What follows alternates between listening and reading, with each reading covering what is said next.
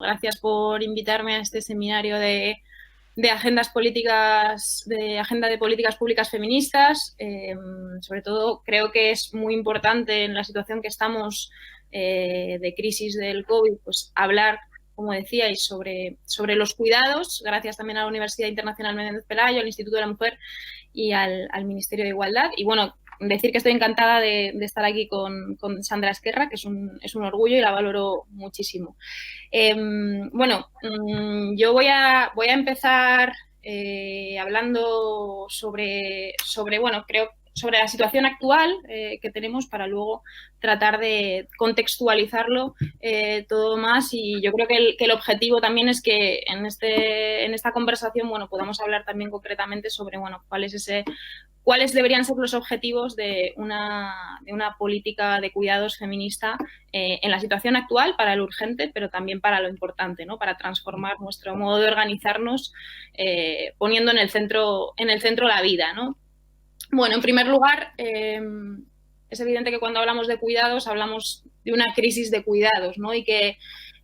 la situación que estamos viviendo ahora, la crisis del COVID,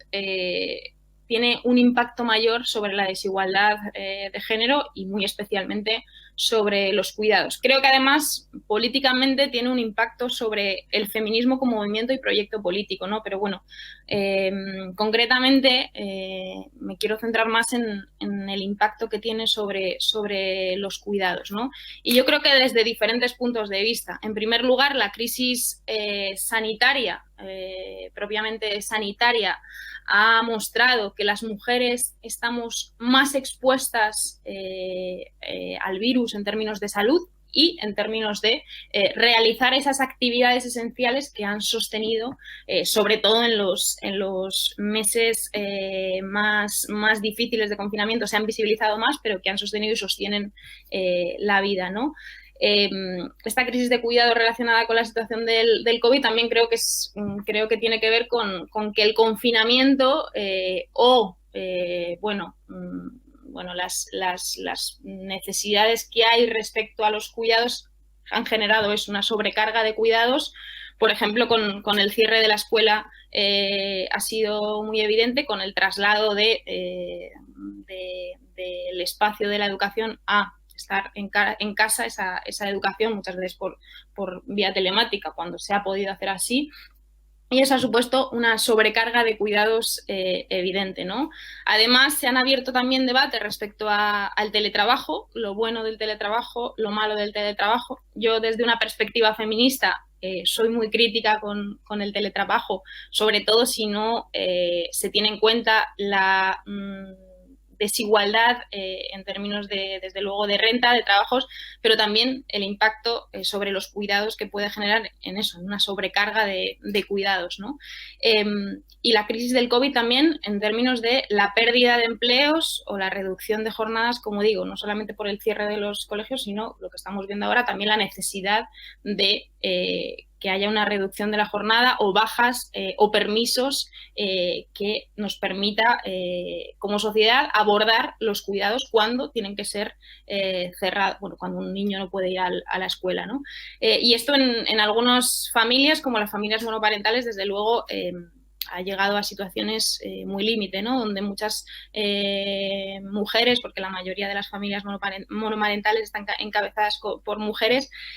ha supuesto que muchas mujeres hayan tenido que, en los meses de confinamiento o incluso en situaciones actuales con el hecho de que haya niños que están teniendo que quedarse en casa, ha supuesto que haya mujeres que hayan tenido que decidir entre ir al empleo fuera de casa o quedarse cuidando y trabajando dentro de casa, ¿no? Y bueno, es evidente que la crisis del COVID también tiene un impacto importante sobre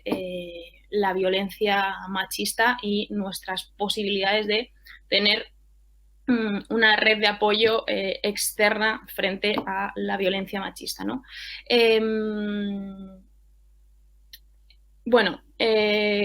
creo que además la crisis, o sea, el COVID y sobre todo en el confinamiento, como digo, ha permitido también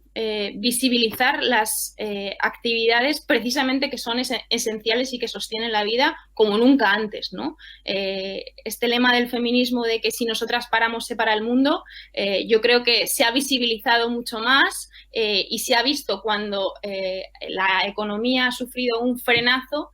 cuáles son esas actividades, cuidados que sostienen la vida y donde fundamentalmente son mujeres las que están ahí, ¿no? En los servicios públicos, como ya digo, como sanidad, como educación, también en limpieza, también las trabajadoras de los supermercados, en las farmacias, es un sector muy feminizado y por tanto se ha visibilizado tanto el qué, es decir, cuáles son esas actividades esenciales para sostener la vida, como el quién la realiza, ¿no? Quién la realiza en una situación en la que fundamentalmente, desde luego, son mujeres. Pero esta crisis que se ha profundizado con el COVID, evidentemente es una crisis previa, ¿no? Que en el año 2008 y a raíz de las políticas de austeridad también se reforzó esa crisis de cuidados, ¿no? Sufrió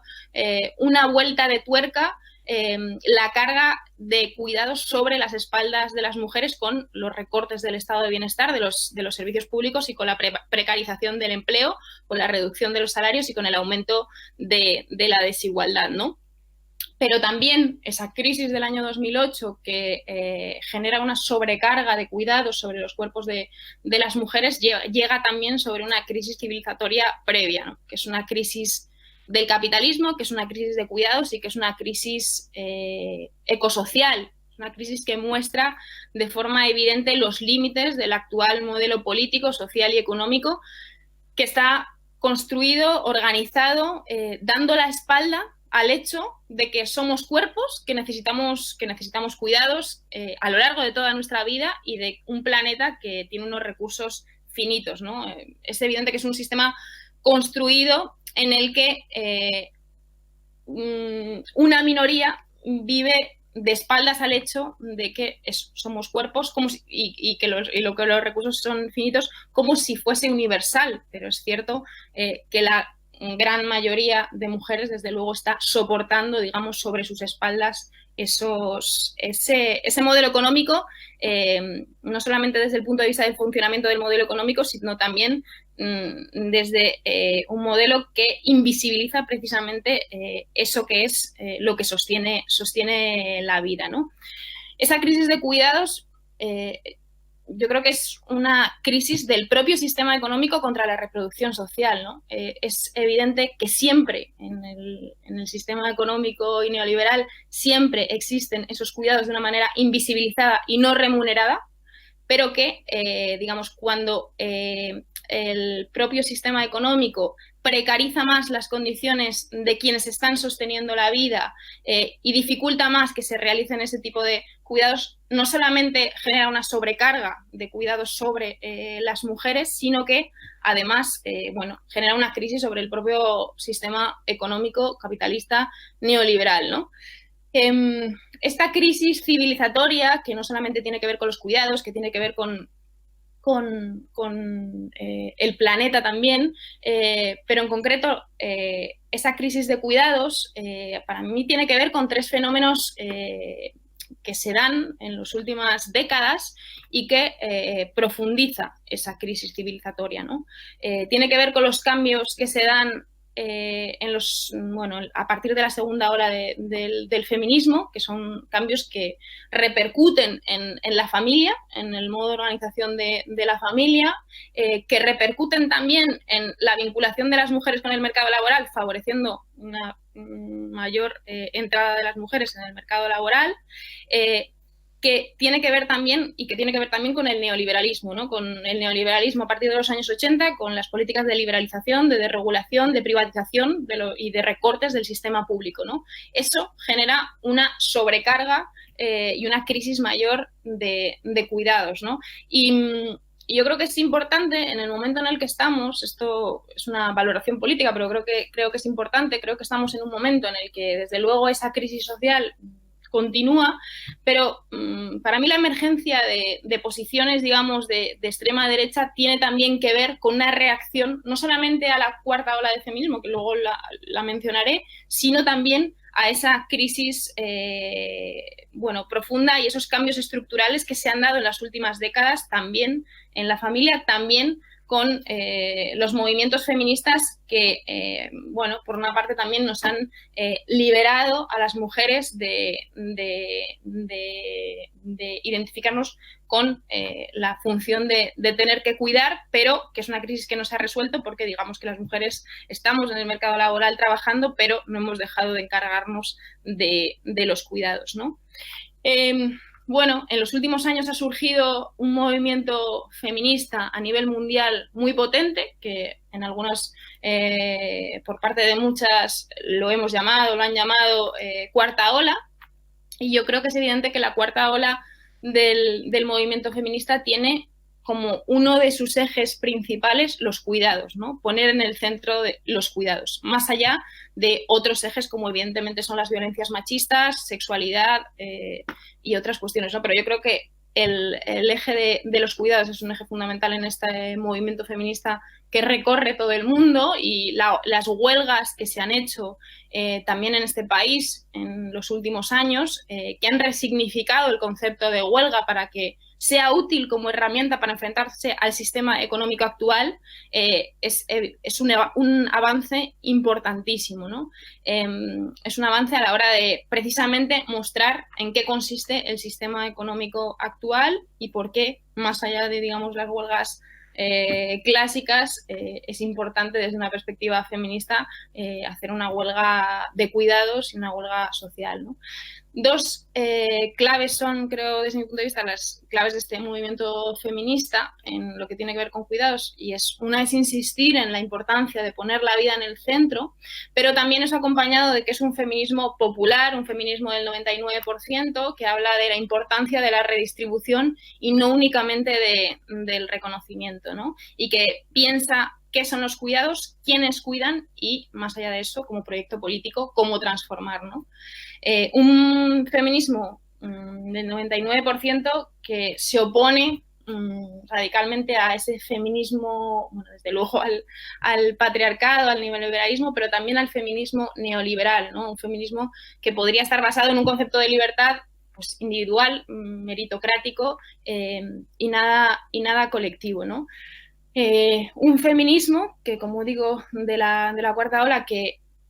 quiere ampliar y que rechaza eso de que hay que romper los techos de cristal como si con eso bastaría, ¿no? Como si con el hecho de que unas pocas accedan a los espacios de poder, sean políticos, sean económicos, masculinos, para pasar a formar parte de ese grupo que se dedica a precarizar al resto, bastaría, ¿no? Ese feminismo sería el de que avancen las que puedan. Y, desde luego, el feminismo del 99%, un feminismo popular, el feminismo que creo que ha tenido mucha potencia en los últimos años, hace una crítica radical a esos posicionamientos, ¿no? Sobre todo, por ejemplo, con la voz también de las empleadas del hogar, que han insistido en los últimos años en que no quieren limpiar los cristales rotos de los techos que rompen algunas, ¿no? Que puedan romper algunas, ¿no? Y que, desde luego, el suelo es pegajoso para la mayoría de las mujeres. Bueno, pues yo creo que es un feminismo, el de la cuarta ola, que ha profundizado, que ha hecho una crítica profunda al patriarcado, al sistema económico capitalista, porque ambas van de la mano, y que visibiliza esa incompatibilidad entre el sistema económico neoliberal y la vida, ¿no? Ese conflicto entre la economía tal cual está organizada a día de hoy y la vida. Yo creo que ese feminismo que está teniendo fuerza en los últimos años visibiliza que son esos cuidados ocultos, ¿no? Que es ese trabajo remunerado de reproducción social que tiene por objetivo, yo creo que formar sujetos humanos y seres sociales, es decir, no solamente sobrevivir, no solamente permitirnos tampoco comer, dormir para poder trabajar, ¿no? Sino también para vivir en sociedad. Y que es un trabajo, el trabajo de reproducción, que es una condición necesaria para el empleo remunerado y que está en buena medida fuera del mercado, también dentro del sistema público de servicios, ¿no? Yo creo que, bueno, hay muchas autoras como Nancy Fraser que hablan precisamente, es previo a Nancy Fraser, pero que hablan muchas autoras y especialmente también desde la segunda ola del movimiento feminista de esa distinción o división entre producción y reproducción, que es una división o una distinción que es funcional al sistema económico capitalista y es funcional a la división sexista y que es una división también, la separación entre el trabajo reproductivo y el trabajo productivo, que ha surgido históricamente, que no es natural ni es universal, sino que es contingente y que desde luego tiene diferentes formas de darse, ¿no? Pero me parece importante también, cuando hablamos de trabajo de reproducción, de trabajo no remunerado, de cuidados, insistir en que no nos estamos refiriendo únicamente a la crianza o a la dependencia, ¿no? Que son, digamos, los dos pilares más fundamentales, sino que también nos referimos a la sanidad, a la educación, a todo eso que tiene que ver con cuidar a los seres humanos durante toda su vida, no solamente para que sobrevivan para poder trabajar, sino para vivir en sociedad, ¿no? Y bueno, como decía, este movimiento feminista de los últimos años, y desde luego es mi propuesta, ha hablado mucho de que hay que poner la vida en el centro, ¿no? Bueno, ¿qué significa esto de poner la vida en el centro, ¿no? Más allá de la incompatibilidad entre el neoliberalismo y entre los derechos o la vida, más allá de tener una economía con perspectiva feminista, ¿qué supone? ¿Qué cambios supone, ¿no? Concretamente a la hora de abordar políticas o de tener un proyecto político feminista, ¿no? Bueno, yo apuesto por un triple movimiento para darle la vuelta, digamos, a esta forma de relacionarnos, para repartir los trabajos y para poner la vida en el centro, que tiene que ver, en primer lugar, con valorar los cuidados, visibilizarlos, desde luego también contabilizarlos en tiempo, ¿no? Cuánto supone, cuánto tiempo supone, que es algo que siempre está invisibilizado, que se han hecho muchos estudios, hay muchas autoras feministas que han hecho este trabajo, pero que desde luego no está visibilizado como se necesitaría en esta sociedad. Reconocerlos, hacernos conscientes de su importancia como sociedad y, bueno, eso implica desde luego un cambio cultural importante, ¿no? Tener un cambio de visión de lo que somos como sociedad, de la importancia de la interdependencia y de que somos cuerpos vulnerables, ¿no? En segundo lugar, la importancia de repartirlos entre hombres y mujeres y desligarlos de su vinculación con lo femenino y con las mujeres, ¿no? Con un horizonte, digamos, para acabar con la división sexual del trabajo. Y en tercer lugar, asumirlos como una responsabilidad social y colectiva en la que el Estado, el común, tiene que garantizar esos cuidados, ¿no? Y el bienestar de las personas, desde luego que participan en el aprovisionamiento de los cuidados, en la garantía de los cuidados, ¿no? Por tanto, hablar también de la importancia de recibir esos cuidados, del derecho, no de la importancia, sino del derecho a recibir esos cuidados, desde luego no como una obligación para las mujeres para darlos, sino como un derecho que la sociedad en su conjunto y el Estado en concreto tiene que garantizar, ¿no? Además, yo creo que, bueno, cuando hablamos de como decía, este triple movimiento, ¿no? Visibilizar los cuidados, repartirlos y que sea una responsabilidad social, se ven ejemplos muy concretos de cómo precisamente el hecho de que estén invisibilizados y que estén feminizados facilita que sean trabajos más precarios, ¿no? Por ejemplo, las empleadas del servicio de ayuda a domicilio que trabajan para grandes empresas de servicios externalizados por el Estado, lo hacen en unas condiciones laborales muy precarias y cuando se habla de la necesidad de que esas mujeres tengan los trabajos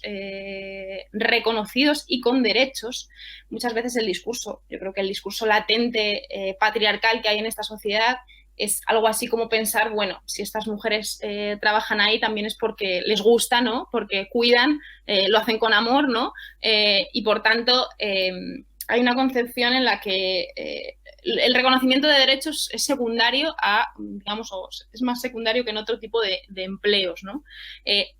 De hecho, yo sé que esto es polémico, pero por ejemplo a mí no me gusta mucho decir esto de cuidar a las que cuidan, porque a mí me parece una visión algo paternalista. A mí me gusta mucho más decir garantizar derechos a las mujeres que cuidan, ¿no? Que trabajan en el servicio de ayuda a domicilio, en las escuelas infantiles, en estos empleos. Porque me parece importante reconocerlos como derechos, como trabajos con derechos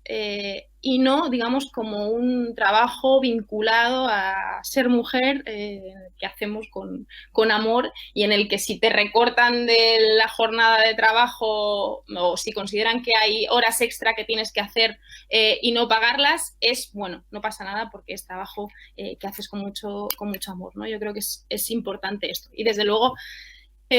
creo que para hablar de este triple movimiento que decía es importante también, desde luego, abordar los derechos humanos de las personas migrantes y las cadenas globales de cuidados que consisten en que haya mujeres precarias que realizan los cuidados del norte, del centro, del sistema global y que lo hacen sin derechos, ¿no? Y por tanto es fundamental que hablemos siempre de la ratificación del convenio 189 y creo que el hecho de que tantos gobiernos se hayan negado a garantizar los derechos de las empleadas del hogar no es una casualidad, tiene que ver fundamentalmente con que tienen que siga siendo ese trabajo realizado por mujeres en precario porque se mostraría, digamos, si se pagase como se debería de pagar y si se reconociesen los derechos como se deberían de reconocer, esa incompatibilidad, ¿no? Mucho mayor de la vida con la economía, ¿no? Bueno, ¿en qué se concretaría, digamos, más allá de poner la vida en el centro de ese triple movimiento, en qué se concretaría ese nuevo sistema de cuidados en términos de políticas públicas, ¿no? Yo creo que cuando hablamos de un nuevo sistema de cuidados, ¿no? Hablamos de cuidados que estén en el centro, pero de políticas de transición, es decir, políticas que resuelvan la urgencia que hay actualmente y mucho más con la crisis del COVID, pero la urgencia y la emergencia, pero también políticas que vayan sentando las bases de un cambio sistémico, feminista, de una transformación mucho más profunda, ¿no? Yo creo que hay que pensar políticas públicas que no nos limiten para ir más allá, sino todo lo contrario, como digo, que resuelvan lo urgente, pero que nos posibiliten transformar, digamos, bueno, pues el sistema de organización económico con cambios de muchísimo mayor calado para que avancemos hacia una sociedad feminista. Yo creo que esto requiere avanzar hacia ese sistema público de cuidado, requiere de un debate público abierto y permanente desde los movimientos sociales, canalizado también por parte de las instituciones, que amplíe los márgenes de lo posible y que marque también un horizonte, ¿no? Creo que hablar de un sistema público de cuidado requiere también mirar el papel de todos los planos del poder público y las diferencias entre administraciones. O sea, yo creo que hay que empezar por Europa. Recientemente se ha dado una batalla, ha habido un debate en Europa sobre los fondos de reestructuración europeos y en términos de estados para el COVID. Yo creo que ahí hay una tarea pendiente. O se ha visibilizado que el feminismo no era la prioridad, ¿no? Yo creo que cuando se condicionan los fondos COVID a determinadas políticas que desarrollen los estados, uno de esos ejes principales debería ser, desde luego, transformar la política de cuidados y avanzar hacia un nuevo sistema público de cuidados, y no ha sido así, por tanto creo que hay mucho que avanzar. Y cuando hablamos de sistema público de cuidados, creo que hay que, como decía, atender a lo urgente y a lo importante a lo que transformar, ¿no? Y cuando hablamos del urgente, desde luego, como decía, el empleo del hogar en términos del reconocimiento de los derechos del convenio 189 es una prioridad absoluta. Con respecto a la crisis del COVID, pero más allá de ella, el cuidado de los hijos supone, el cuidado de la infancia supone adaptación de horarios, reducción de jornada laboral, con prestaciones retribuidas, por cierto, siempre desde una perspectiva feminista que haga que las mujeres no son las únicas que se quedan, si estamos hablando no solamente puede ser de un confinamiento, sino también de momentos concretos a la hora de una cuarentena en casa, que no sean las mujeres las únicas que se encargan, que no sean las madres en el caso de que haya una familia con una madre y un padre, sino que sean repartidos, que sean iguales y que lo asuman ambos, ¿no? En ese caso, con esa familia concretamente, ¿no? Creo que es urgente también hablar de esos servicios que son esenciales y de cuidado que formen parte de los empleados públicos, o sea, generar, digamos, mucho más empleo público que se haga cargo de mejorar las condiciones de la educación infantil, sobre todo de 0 a 3, pero de la educación infantil, del refuerzo también o el apoyo en viviendas y desde luego del refuerzo a la dependencia, ¿no? Y concretamente con las personas mayores es evidente que en las residencias de mayores hay una precariedad enorme de los trabajadores y de las trabajadoras que realizan los cuidados, que eso tiene que ver también con un modelo de negocio de grandes empresas que tratan de reducir costes y lo hacen a costa de los derechos de las personas que trabajan en las residencias y desde luego también atender a la mejora del servicio de ayuda a domicilio y de la teleasistencia, reduciendo ratios tanto de los trabajadores como de los espacios. Yo creo que cuando hablamos también de las residencias, más allá de teleasistencia o servicio de ayuda a domicilio, de residencias, hay que hablar de reducción de ratios para los trabajadores y las trabajadoras, pero también de los espacios, ¿no? Tenemos que avanzar hacia un modelo con residencias mucho más pequeñas, ¿no? Y, bueno, luego, por último, creo que habría que hablar también, cuando hablamos de un sistema público de cuidados, de esa reorganización de los cuidados en esas medidas más a medio plazo, por lo menos, ¿no? Para mí es fundamental un cambio legislativo que conceptualice los cuidados como un derecho universal, como el derecho universal al cuidado, sea con los cambios legislativos que haya que hacer, pero que se reconozca el derecho universal al cuidado, ¿no? Y, desde luego, también que se identifiquen cuáles son esas actividades esenciales para el sostenimiento de la vida, que es algo que en este confinamiento, con las medidas que se pusieron por parte del Gobierno, se hizo de forma rápida, con ese decreto sobre las actividades esenciales, pero yo creo que evidentemente esto requiere de un debate por parte de la sociedad mucho más allá de ello, ¿no? Y por último, creo que hay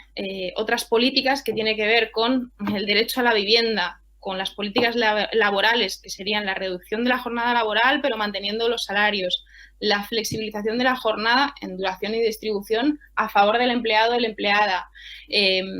otras políticas de cara a la reforma fiscal, ¿no? Repartir los trabajos, repartir la riqueza y aumentar, digamos, la carga impositiva sobre el capital con una reforma fiscal progresiva, ¿no? Creo que es fundamental. Hablar de una renta garantizada que vaya más allá del ingreso mínimo vital, ¿no? Y que sea un ingreso ajustado a criterio de suficiencia económica. Reorganizar el transporte y el urbanismo desde una perspectiva feminista y de cuidados, ¿no? Yo creo que todas estas políticas que son a medio plazo son también fundamentales para hablar de la reorganización del sistema de cuidados público y de la necesidad de que avancemos hacia una sociedad más feminista en la que, ya digo, la vida esté en el centro. Y, bueno, yo ahora dejo la palabra a Sandra y posteriormente pues podemos hacer un debate.